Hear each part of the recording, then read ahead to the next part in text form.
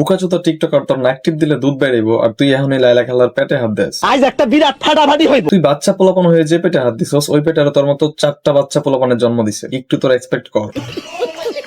ওই ওই তোরা আমারে যারা চিনস না বুঝছস, আমার নাম ল্যাংটা শুভ। ওই ক্যামেরাম্যান, ওই তোরা ডাকে, হালারা দেখা যায় না ঠিক মতো। কিরে আমারে দেখা যাচ্ছে তো, নে এবার এন্ট্রি দিলাম। আরে ভাই, এন্ট্রি তো পুরাই বোকাচোদার মতো হইছে।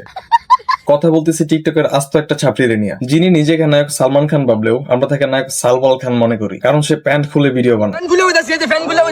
কি বলবো, যাই হোক। মানুষের কখন কোন দিক দিয়ে সফলতা চলে আসে কেউ বলতে পারে না। কে জানতো প্যান্ট খুলে ভিডিও বানানো এই ছেলেটা একদিন প্রিন্স মামুনের সতীন হয়ে যাবে।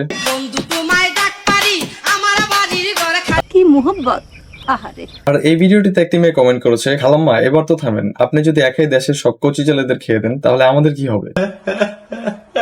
দেখেন তো ভাই, ও দাদির বয়সে বেডির সাথে কি আকাম কুকামরা করতেছে। তুমি হইলা পুরুষ মানুষ, আমি হইলাম আমাদের লাইলা খালার উদ্দেশ্যে আমি একটা কথা বলতে চাই। বলো বাবাজি। খালা এবার আপনি একটু থামেন, কারণ বাংলাদেশের যেসব সুন্দরী মেয়েরা টাকার লোভে বুড়া বেড়াতে বিয়ে করছে, তারা আপনার ভিডিওগুলো স্বাভাবিকভাবে নিতে পারে না। ভিডিওটা এই পর্যন্তই। সবাই সুস্থ থাকবেন, আমার জন্য দোয়া রাখবেন। Good bye.